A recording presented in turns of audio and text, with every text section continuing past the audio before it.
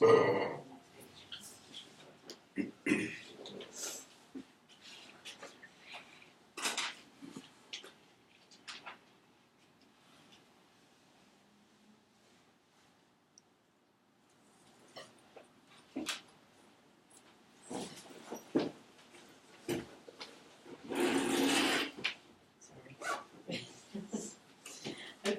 here we go.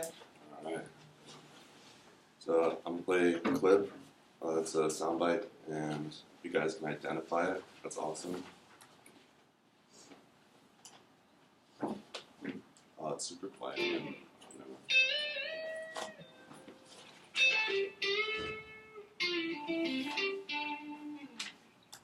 So does anyone in the room, have they heard that before, or do you know like what song that is?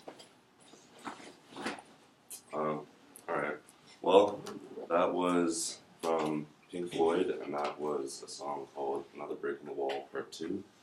And this song was made with this guitar, which is David Gilmour's model 0001 Fender Stratocaster. And this guitar has a one-of-a-kind background and creation, which resulted in unique sounds that have had a lasting impact on the music community. And so the background is pretty unique. There's actually two theories on how this guitar came about. When it was originally made, the most common theory is that it was made as a special guitar for maybe an employee, a special occasion, or Fender Rock claims it was a custom-made showpiece. And the way that you can tell that is because it is fitted with a custom gold-plated tremolo system and output jack, as well as Glisson Deluxe tuners.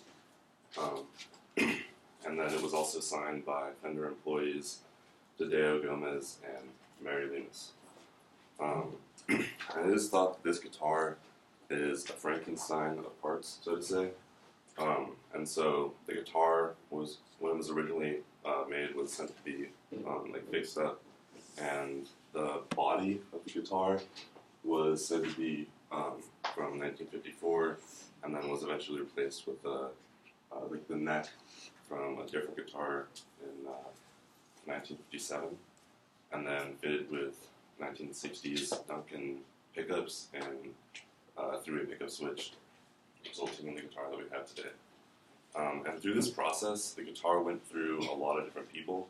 So the original owner was Richard Green, and he gave it to Seymour Duncan to repair it.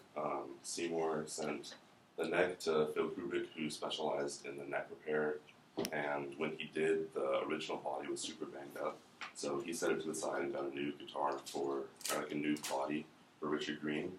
And the old body was actually bought by Phil Taylor, and that's how they added the later model neck to it. And Phil Taylor is David Gilmour's longtime guitar technician. And so Phil Taylor needed to buy a house, and David Gilmour said, eventually Phil wanted to borrow some money to buy the house, so I blackmailed him. I said the only way I'd lend him the money to buy the house was if he sold me the white Strat. And so the model 0001 Fender Stratocaster was eventually sold into Gilmour's possession, where it is now, for the price of $900. The Stratocaster has a very unique sound because Fender is one of the most sought-after brands of all electric guitars.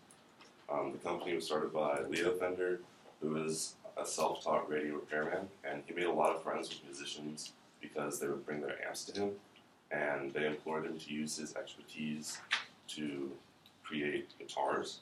And so he designed some of the most influential models today, and one of the significant ones was the Stratocaster. According to an Oxford Music online analysis, the new model contained several significant musical innovations. The built-in vibrato system could shape sound effects. The three newly designed pickups produced bell chiming clarity, and the Stratocaster's contours and cutaways made holding the instrument easier and more comfortable, yet just as important was the visual impact that it created. So most guitars today use a 5-way pickup switch.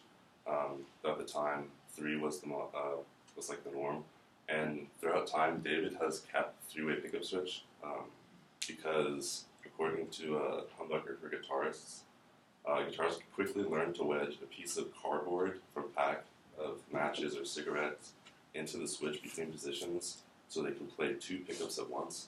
So effectively he can replicate the 5-way pickup switch while keeping the authenticity of the 3-way for his guitar.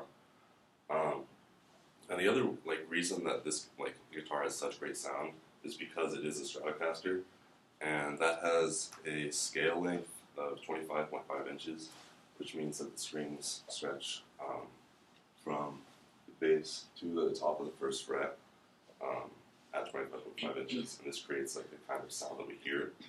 And of course, the other important factor in this is the strings. According to GHS Boomers, the current strings are 10, 12, 16, 28, 38, 48. And this is the gauge of the strings, or the string's thickness. And this changes the sound of the guitar a lot. This is between a average light, or average thin set of strings and an average medium set of strings. And the thickness of the string can change the guitar's sound through both action, which means how much you can bend the string before it starts buzzing. Tone, so the thicker the string, the slower it vibrates, which means that it'll be a deeper noise, and then vice versa. And then also the accuracy of the pitch. So the better quality of the string, the more likely it is to retain its quality of sound. And so this creates a really great sound, but the guitar wouldn't be anything without the person who plays it.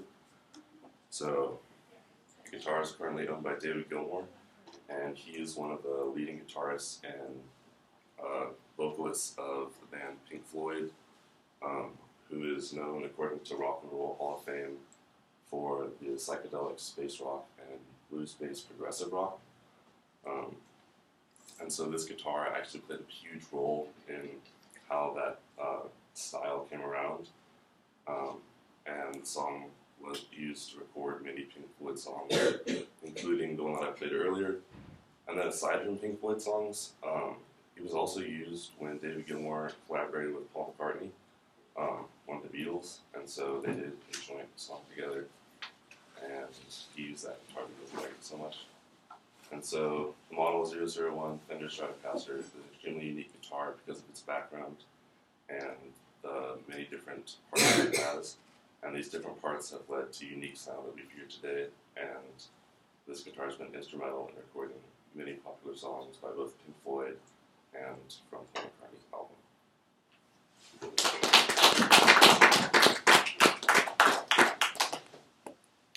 Okay. Aiden, how was that for you? It was alright. Okay. I don't know. I'm still a little bit sick, so it's kind of hard to talk. Okay. I felt really dry and easily, I don't know. It's not bad, but I felt like I improved my eye contact from the last speech because I pretty much just read my last speech.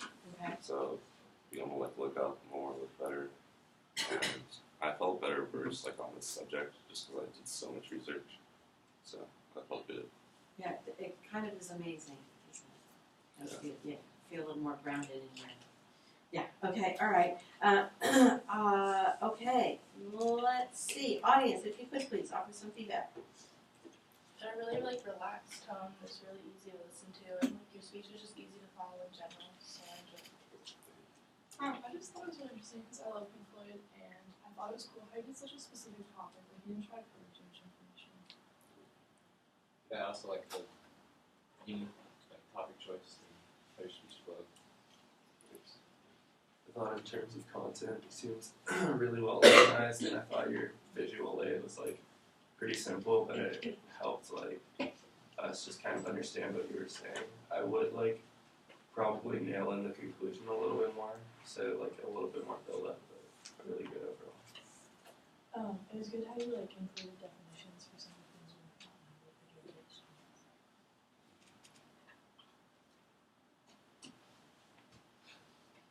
about. Okay, Aiden.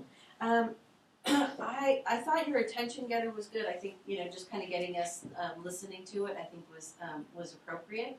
And based on our conversation on Monday, I think it was more narrowly focused. I think it did that help you? Yeah, it did. That helped a lot. Did it? Okay, good. I'm glad I got that. I'm glad I got you that feedback. Yeah. Because I think if you had gone with a more global perspective, it would have been a lot harder to kind of fit Yeah. everything in. Yeah. And here's the thing: it's a really fascinating piece of history with regards to rock and roll, right? This guitar that's really produced a really unique sound. So I think that I like the scope of what you covered. I think that was good.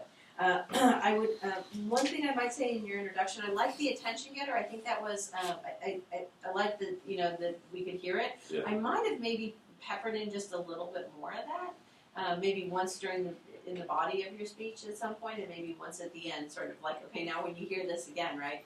Sort of have that bookend to kind of come back to it. I think that maybe would have strengthened up your argument just a little bit. Because you could have played that piece and said, made the same question. So now that you know, not only do you know the song, you also know a little bit about the guitar, right? So something to kind of punctuate the end there a little bit. A couple of things. I might have, make sure you have a credibility statement. I don't know if I heard one in your introduction. So Okay. connect yourself to that topic a little bit more cleanly, okay? And I would say, give us a little reason why to listen, right? This is a really fascinating story, right? We don't necessarily think of the history of a musical instrument, right? Yeah. But there's really fascinating stories behind it. I think about the violin and I'm not going to remember the name of it, but really famous violin that built in Italy, right? So, that you have a really compelling story to tell, which is cool, right? It's really cool. So, draw us in that regard. I like the fact that you.